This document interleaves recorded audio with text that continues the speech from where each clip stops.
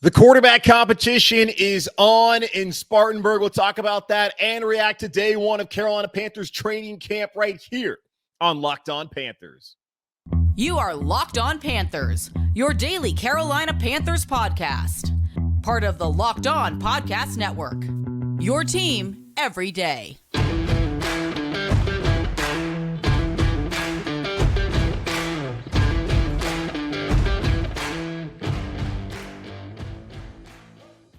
Welcome into another edition of the Locked On Panthers podcast, a part of the Locked On Podcast Network. I'm your host, as always, Julian Council, talking Carolina Panthers with you every Monday through Friday, your team every day. That's what we do here on the Locked On Podcast Network. Make sure to watch the show and subscribe to the show over on our Locked On Panthers YouTube channel. Just went over 2,200 subscribers. Again, thank you so much to everyone who supported the show since we launched on YouTube back at the end of February. If you're not able to check out the show on YouTube, that's okay. You can always check us out on all the traditional podcasting platforms: Apple Podcasts, Spotify, Google Podcasts, Odyssey, Stitcher, TuneIn. You know where to find us. Just make sure to rate, review, and subscribe to the show so that you can find every single episode of Locked On Panthers. And be sure to follow me on Twitter at Julian Council, where every single Friday I answer your weekly Friday mailbag questions right here on the show. To participate in tomorrow's mailbag, make sure to at me at Julian Council or DM me at Julian Council by Thursday afternoon, and I'll answer your question,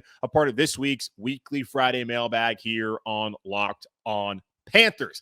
The Carolina Panthers finally hit the practice field down at Wofford College Wednesday afternoon as training camp has officially begun. And we talked about yesterday how excited everyone was. The vibes were good, were great. They were immaculate, that the team was ready to compete, and that everyone, some guys even showed up early, like Christian McCaffrey there on Monday, and everyone reported on Tuesday, and they just went and hit the practice field. It's that time of the year where everyone's in the best shape of their life. They're excited to compete and get out there and perform and see what's ahead of them in 2022. And here in Carolina, as we talked about ad nauseum yesterday, there's a ton of competition going on in pretty much every single position group, and fostering that culture of competition where a job is up every single day and you're going to have to go out there and earn it is absolutely something the Carolina Panthers needed to do. And I'm happy to see it. And I'm primarily happy to see it at the quarterback position, as Sam Darnold is not handed this job this year. There was a guy in Baker Mayfield who the Panthers traded for a couple weeks ago that is coming in here directly to take Sam Darnold's job. And I think that he will take Sam Darnold's job. We will, of course, talk about plenty of these competitions, especially at offensive line, what's going on defensively as well, receiver-wise. But the main focus among me and a lot of people in the media and fans covering this team and watching this team and following what they do the next couple weeks is going to be on Sam Darnold and Baker Mayfield. Now, unfortunately, I am not there at training camp day in and day out. Not really going to be there at all. I still have my main jobs at NASCAR. I can't tell them, hey, guys, taking a day off so I can go down to Spartanburg and stand in 100-degree heat and watch this team practice. But I'm going to try and give you the best perspective I can by looking at what's going on via Twitter, which you can do, but I'm going to give you my opinion of it. And the same thing is also I'm going to try and get people who are down there, like I've done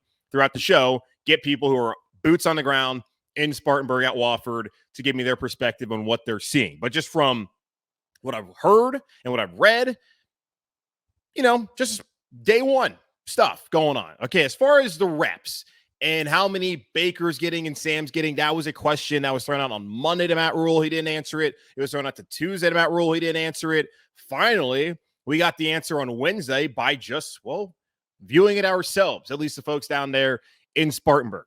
For the 7-on-7, and this comes from Ellis Williams of the Charlotte Observer. Does a great job. He's been on the show a couple of times. Baker and Sam Darnold both split reps evenly. Each got 10 throws versus the defense. Baker showed early chemistry, apparently, with Brandon Zylstra.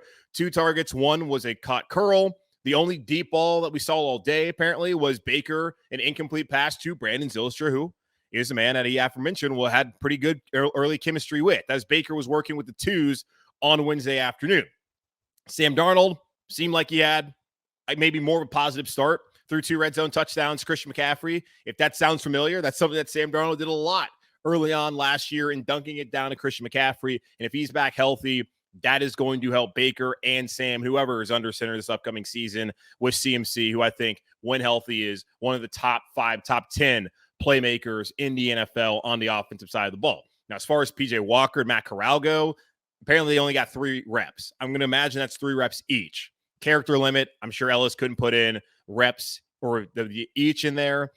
But Matt Corral, someone who we wondered how much is he going to get time out there under center with especially with the 1s or the 2s, only 3 reps on Wednesday afternoon in 7-on-7. So hard to look at him as being a part of the competition when clearly just by the reps, it's been made obvious that this is Sam versus Baker. And we all knew that going in. I don't know whether it was Matt who went before PJ or PJ went before Matt.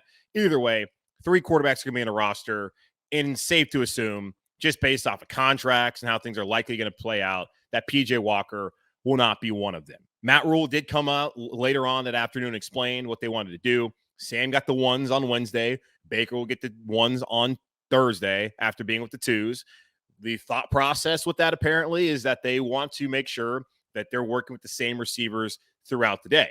So Baker was working out with Rashard Higgins, who he has chemistry with back in Cleveland. He was working out with Brandon Zylstra and the rest of the 2s. Whereas Sam will be working with Robbie, Terrace, DJ, and the 1s. That's what he did on Wednesday. That will get flip-flopped on Thursday or today, I guess, whatever. And that will be when Baker Mayfield gets to do as far as the receivers and working out with him that day. Now, one of the concerns that we do have for both these guys is turnovers. Baker has 56, Sam has 52. Those are the most amount of interceptions since coming into the league back in 2018. So 56 interceptions for Baker, 52 interceptions for Sam. Now, Baker has been able to, in a way, overcome that by throwing 92 touchdowns. Sam's only thrown 54. So you can live with it more with Baker than you can with Sam. But either way, both of those guys need to protect the football. Baker Mayfield threw an interception on Wednesday to Keith Taylor on a deep pass. Apparently, it was tipped by Justin Burris, who re-signs, probably going to be a depth piece this year out in the secondary at safety. And then almost Sam threw one to Damian Wilson, the linebacker who comes in from Jacksonville last year. He had one that should have been intercepted in the end zone. So Baker Mayfield came out, talked about his feelings about how everything went down, that he didn't love some of the accuracy on his throws. He got a little greedy with one. I'm thinking that's probably the one that got intercepted by Keith Taylor. And Sam even talked about he felt okay about things, but should have been picked off. Just trying to get in the swing of things. And the one thing I found that was interesting was that Sam and Baker both talked about this as they're gaining understanding of this offense. And for Baker, it's just been trying to drink out of a fire hose. And really, this has been the only time he's ever met with the coaches, just knowing what the NFL's dead period when he was traded for, then when he got officially that went through the league office that he was officially a Carolina Panther. That's when he got a playbook 2 weeks ago. And in today, or in last night, probably were the first time, or Tuesday and Wednesday, the first time he's been able to sit down and actually talk to Ben McAdoo, talk to Sean Ryan, talk to his offensive coaching staff, and understand what they're trying to have him execute. Because you can teach yourself one thing, but also they have to teach in the way that they want you to interpret it and understand how the offense is going to be run. And with that, Baker and Sam have been working in tandem, bouncing ideas off of each other and how to properly execute. Like Sam was asked about this, is like, yeah, I'm not going to sit back there and root for this guy to do bad. Like that would be silly. And he hears all the fans. And it's funny, like when you're watching his press conference, which I went back and did, you can hear in the background all the fans screaming Baker's name. Last year, the fans were screaming Sam's name, but that's changed because of his play and the expectation based off of the Panthers turning every stone over this offseason to try and find a new quarterback, that Baker Mayfield will be that starter. So I appreciate how Sam's handled the situation.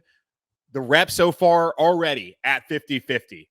Sam got the first snap with the first team, which I expected to happen just based off he's been here. But now Baker will get his opportunity on Thursday, and we'll continue to see it. Like until the pads come on, not too much to interpret as far as Baker and Sam and how they're playing. The reps, interesting to see what PJ Walker and Matt Corral are also getting. It lets you know that there's a pretty discernible difference between like the two guys that are actually competing and the two guys that are just in a way hanging out here over the course of training camp until the start of the season, whenever the Panthers decide who the number one quarterback is going to be. Now, there was one thing that is concerning in Carolina. Rashaan Melvin retires. Jaycee Horn, that foot, missed 14 games of the last year. That apparently is still an issue. Cornerback depth becoming somewhat a concern after day one of training camp down in Spartanburg. We'll talk about more of that here in just a moment on Locked On Panthers. If you haven't tried Built Bar Puffs yet, you are depriving yourself of one of life's greatest joys. And guess what? There's a new flavor. You ready? Delicious, indulgent cookie dough covered in chocolate. That's right. Built has done it again. Y'all, I got these in the mail like 2 weeks ago, and I ran through them in a day. I've not had a Built Bar flavor better than the cookie dough chunk puffs. They are light, chewy texture, real cookie dough chunks. And of course, they're covered in 100% real chocolate. All the joys of eating cookie dough without the hassle of making it. Plus, it's healthy for you. Cookie dough chunk puffs are only 160 calories, and they have a whopping 15 grams of protein in them. Run. Don't walk to Built.com to snag a box for you and the family. It will be the perfect treat, or you can find a really good hiding place and just hoard them all for yourself. To do that, go to Built.com right now and use promo code LOCK15 and get 15% off your first order. Use promo code LOCK15 for 15% off at Built.com. In a way, Matt Rhule did warn us the other day that there could be other guys to go on the PUP list, a PUP list, the physically unable to perform list. Shaq Thompson, as we know, the elder statesman there, in the middle of that Carolina Panthers defense, will miss all of training camp and should be good to go week one against the Cleveland Browns, and should be good to go. We have no idea what's going to happen with Shaq, because he had something cleaned up in his knee, and the hope is that he'll be ready to go, that he'll be in the physical condition enough to be ready, because that's one of the things. Like, training camp no longer is what it used to be back in the old days, where guys weren't in shape. They come to training camp to get in shape, do two-a-days and all that. With the NFLPA and some of the new rules, they can't do as much as they used to do. Like, practice was only really like hour 10 on Wednesday, Matt Rhule said, after they did all the stretching portion, had the walkthrough early on in the morning when it was cooler down there in Spartanburg, as it's always ridiculously hot, like it is all across the Carolinas this time of year. But nowadays, like, guys got to be right there in shape. And they have the conditioning test, and they were going to find out Tuesday evening who was in shape and who was not in shape. And one player who apparently is just not ready to go just yet is Jaycee Horn, who after the conditioning test said that he had some soreness in his foot, which is a concern, as Carolina Panthers have put him on the active PUP list right now. He was chomping at the bit to get out there on practice on Wednesday. Matt Rhule, speaking to the media afterwards, said it's not a major concern right now. They think it's only precautionary that they kept him out. He wanted to go out there and practice. They're just going to let him rest and see how it works out. So it's a minor concern, not something that they're thinking it's going to be long-term. But, man, foots are tricky. And, of course, I'm not a doctor, so I'm not going to sit here and act like I know. But we've been through it with Cam a couple years ago, and with his foot injury that cost him the rest of the season, and he played 2 games on it after injuring it against New England in week 3 of the preseason.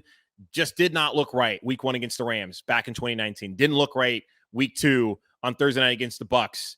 And especially when he didn't run on those short yardage situations. Like, still the concern was the shoulder. And he threw that deep ball to Curtis Samuel down the sideline. You're thinking, all right, no problem there.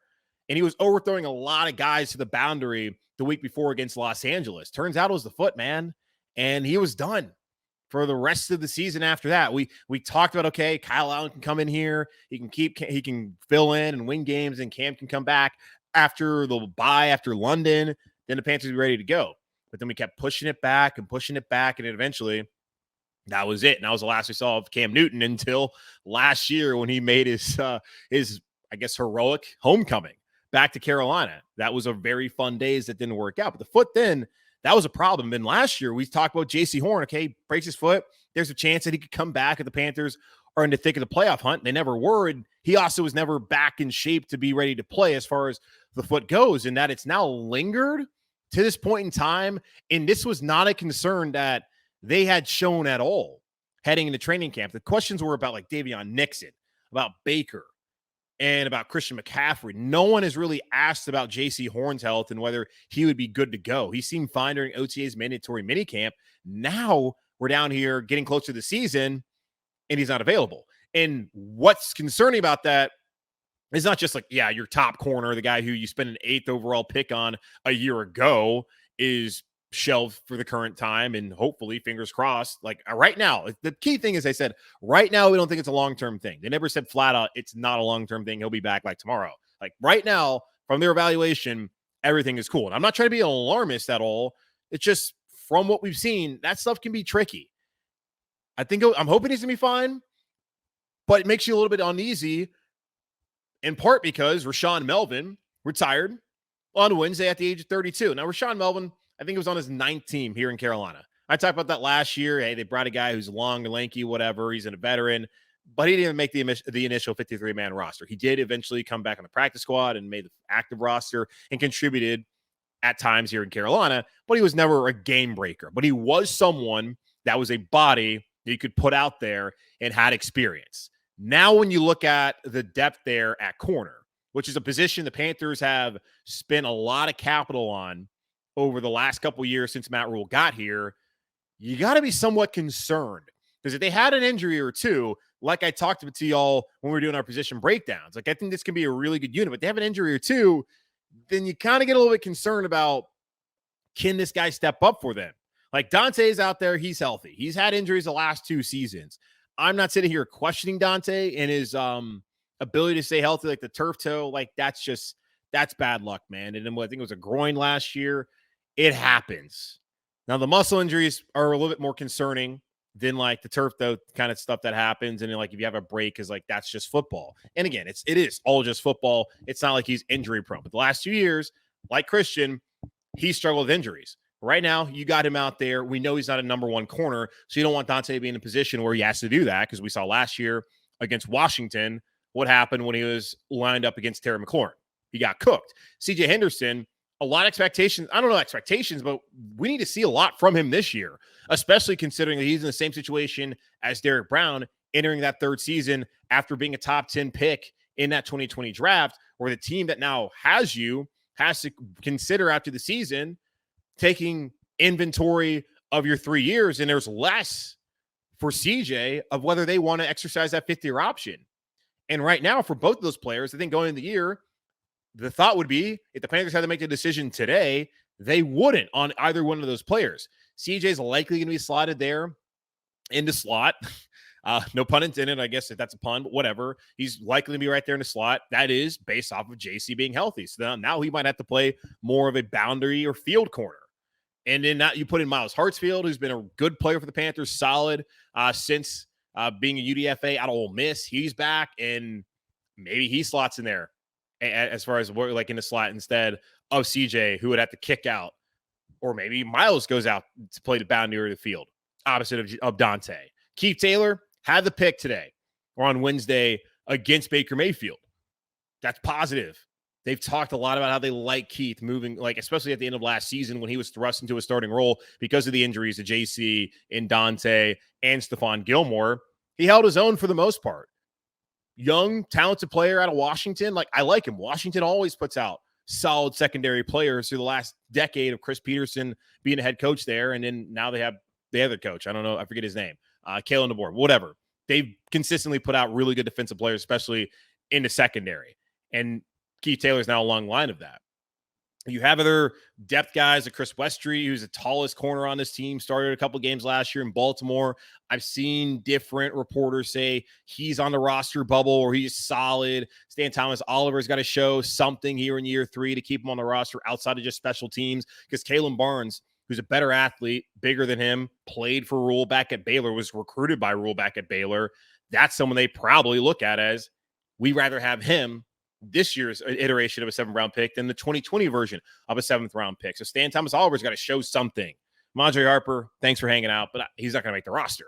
Like, if Dante, CJ, Miles Hartsfield, and Keith Taylor are your corners, we don't feel as confident as we would if Jaycee Horn's out. Like, I think with Jaycee, Dante, and CJ, 2 top 10 picks, a 2nd-round guy, and in Hartsfield, who's been a solid player, and in Keith Taylor, who's a young, ascending kind of guy, you feel really good about that. But again, one injury to this secondary, this corner unit, and losing a veteran in Melvin and Rashaan Melvin, who maybe makes the roster, I'm not sure, at least adds some veteran presence, like that's tough. So just early on, I'm not sounding the alarm just yet. I don't think anyone should, but it is one of those concerns. You just look at it. You have two injuries. You got one guy retires, one injury in that position group, and those numbers start to dwindle. Which also means now, though, since Rashaan Melvin has retired, that there's only 89 guys down there in Spartanburg at Wofford College, which means there's one open roster spot. What position should the Carolina Panthers, namely Scott Fitterer, look to fill with that roster spot? Edge rusher, defensive tackle, cornerback? We'll talk about that here in just a moment on Locked On Panthers. While it's unfortunate that Rashaan Melvin decided to retire right before camp, and I was wondering when Matt Rhule talked about, okay, we'll figure it out. Like some guys might have to go on PUP, and everyone we expected to be here is here, and like Rashaan Melvin wasn't there. It kind of did. I didn't know what to think because he's doing something personal. I don't know if my mind went straight to like, oh, this dude's about to retire. But now we're seeing that he retired. And that's something that Russell Okung, the rent-a-tackle, should have done a couple years ago when he came right before camp during the pandemic. I totally get it. The dude's talking about, yeah, I might retire. I'm not really sure if I want to do this. You're either all in or you're all out. Like from everything I've ever heard from former NFL players when they get close to retirement, you can't fake it. You either got to be just totally focused and honed in on football. And if you're not even 100% in, you just got to go because it's just not going to work out for you. And even for Rashaan Melvin, did you want to spend the next 5 weeks, or really through the next 5 weeks down there, sweating your tail off in Spartanburg, playing with the twos and trying to grind to make this roster? Probably not. Dude's probably made enough money. I don't know.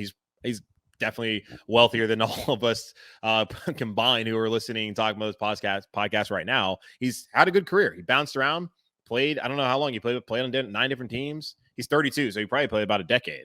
And once you get to a decade, you get that the NFL pension. So hopefully he got to that mark. I don't know, but good for him. Matt Rhule said he's a class act and all that kind of stuff. So not great timing because you would have loved to have already filled that roster spot with someone else like my guy Davis Cheek, who could have come out and been the 5th quarterback. But I get what they did there once they brought in Baker. But now Scott Fitterer's got to figure out how to fill that spot. There's still the questions about Carlos Dunlap. There's still the questions about Danny Shelton, who was in on Monday for a visit with Carolina. And now there could be a question, do you add another corner to that room? If I was going to go just off of that ranking of, all right, edge rusher, defensive tackle, cornerback, which of those positions would I like to see them address first? It's got to be edge rusher. Frankie Luvu came out, talked to the media also on Wednesday after practice. I'm excited to see what he can do. I'm not coming out here and saying that, yeah, we need someone to come in and take Frankie's spot. No, Frankie, he's going to start in Hassan Reddick's spot. And it's also going to be kind of a by-committee approach. But if you could, in a way, supplement that by bringing in someone like Dunlap, who is a veteran, then I'm totally cool with that.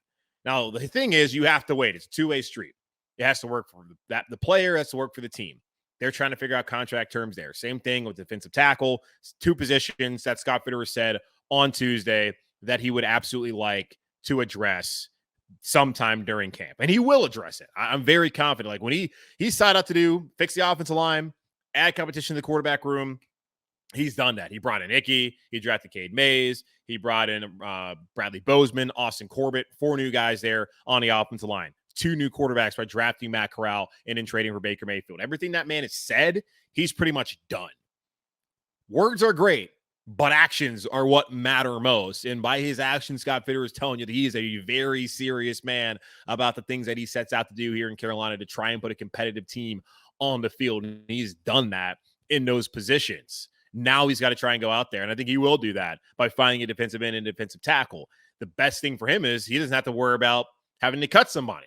They can still look at some of these other players and evaluate them and see, especially the guys who are on the roster bubble, who might be worth keeping around for the practice squad, or who could slide in there and actually make the roster that might not got an opportunity had they decided to release them to bring in a Shelton or to bring in a Carlos Dunlap.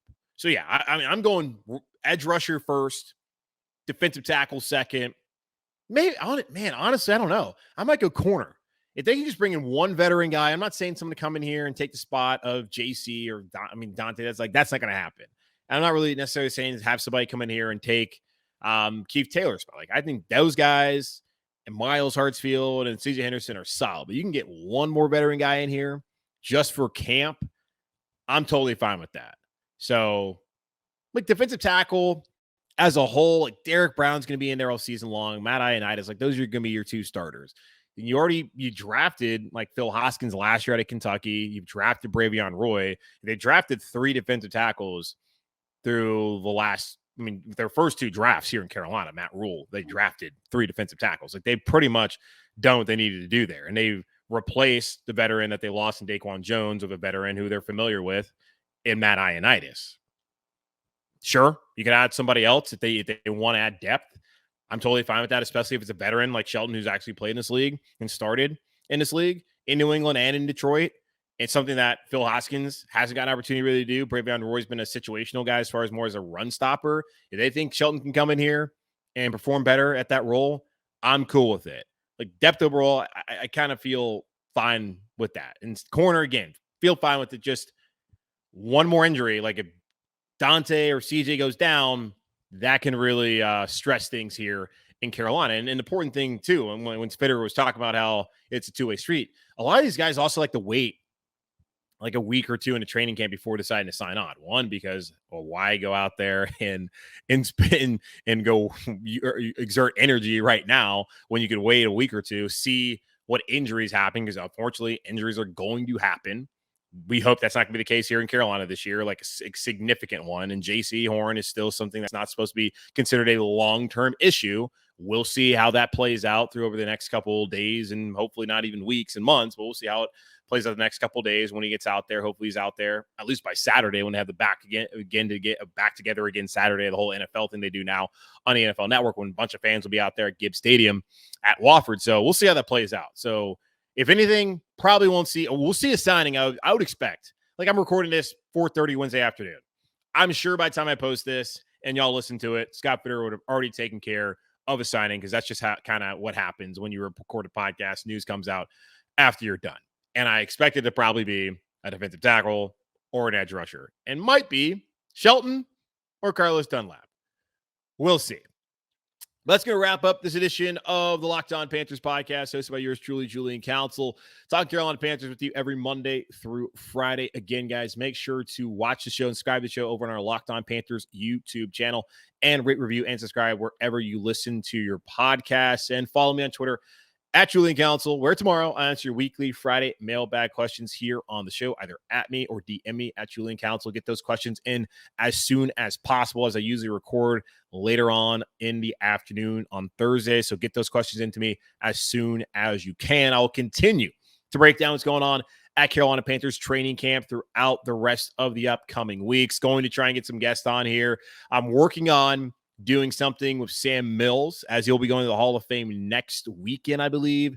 Darren Gant, who is our friend over at Panthers.com. I'm hoping to work something out with him to get him on the show, because honestly, guys, I don't know too much about Sam Mills. I know the whole keep pounding thing. I know he's a coach here. Of course, we know his battle of cancer, but Darren is a guy who's been around for a long time, and I was talking to him last week, knows pretty much everything. I think he's like writing a book about Sam Mills. He has a long thing coming on Panthers.com.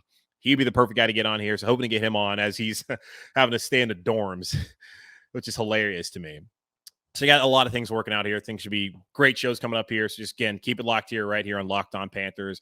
But until tomorrow, be safe. Stay cool and hydrated, as it's a very hot one out there. As always, keep pounding, and I'll talk to y'all on Friday.